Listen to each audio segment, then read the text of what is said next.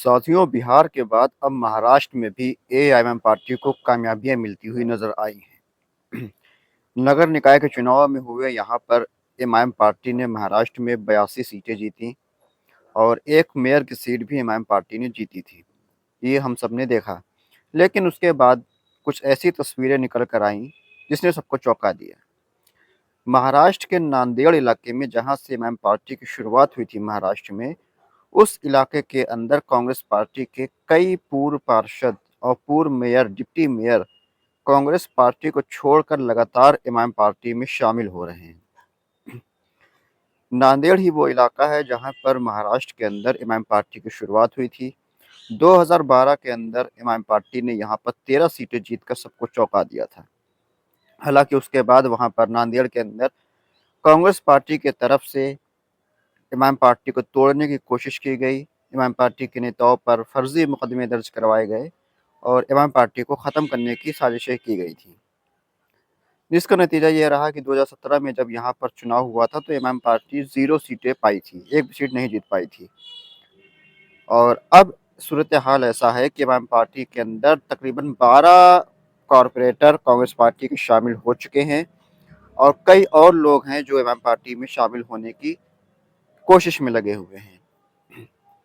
सैयद मोइन साहब जो इमाम पार्टी के महाराष्ट्र के पूर्व प्रदेश अध्यक्ष हैं, उनके ऑफिस पर इमाम पार्टी को शामिल होने वाले कॉरपोरेटर्स कांग्रेस पार्टी के छोड़ कर आए हैं, जो उनका पुरजोर तरीके से इस्तकबाल किया गया, पुरजोर तरीके से उनको इमाम पार्टी में शामिल किया गया।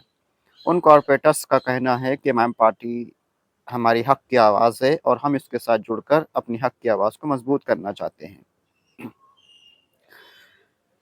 तो कांग्रेस पार्टी जो पूरे देश के अंदर कहीं न कहीं ख़त्म होती हुई नज़र आ रही है, तो महाराष्ट्र के अंदर भी इमाम पार्टी में उसके कॉरपोरेटर्स जुड़ रहे हैं और अब आने वाले वक्त में बीएमसी का इलेक्शन है। इस इलेक्शन में काफ़ी बड़ी भूमिका रहने वाली है इमाम पार्टी की। पिछले बीएमसी इलेक्शन में इमाम पार्टी ने 2 सीटों पर जीत हासिल करी थी, लेकिन इस बार उम्मीद है कि 1 दर्जन से ज़्यादा सीटें महाराष्ट्र में इमाम पार्टी जीतेगी बीएमसी के इलेक्शन में। इसके अलावा औरंगाबाद के अंदर भी चुनाव होना है, मालेगांव में होना है, धुले में होना है, अमरावती में होना है, सोलापुर में होना है, जहाँ पर इमाम पार्टी मजबूत है। यहाँ भी चुनाव होना है और इमाम पार्टी ने औरंगाबाद की कुछ सीटों पर प्रत्याशी अपने इम्तियाज जलील साहब ने जारी भी कर दिए हैं। तकरीबन 8 प्रत्याशी औरंगाबाद के अंदर उतारे हैं अब तक और नासिक के अंदर भी 4 प्रत्याशी हैं, जालदा का 1 प्रत्याशी इमाम पार्टी ने उतारा है। तो चुनाव की डेट तो आ चुकी है और अब यहाँ पर इमाम पार्टी ने प्रत्याशियों का ऐलान भी शुरू कर दिया है। तो जिस तरीके से नांदेड़ में इमाम पार्टी में शामिल हो रहे हैं कांग्रेस पार्टी के नेता, तो उससे पूरी उम्मीद ये जताई जा रही है कि नांदेड़ के अंदर इस बार इंशाअल्लाह इमाम पार्टी 20 से ज़्यादा सीटों पर चुनाव जीतती हुई नजर आएगी। ये सैयद मोइन साहब ने भी कहा है। इसके अलावा महाराष्ट्र के औरंगाबाद में पिछले चुनाव में 26 सीटें इमाम पार्टी ने जीती थी। इस बार उम्मीद है कि इमाम पार्टी लगभग 40 से 50 सीटों पर यहाँ पर कामयाब होगी और अपना मेयर औरंगाबाद के अंदर बनाने में कामयाब रहेगी। मालेगांव में भी यही सूरत हाल है। धुले के अंदर, अमरावती के अंदर, अकोला के अंदर और सोलापुर के अंदर भी इमाम पार्टी मजबूत है।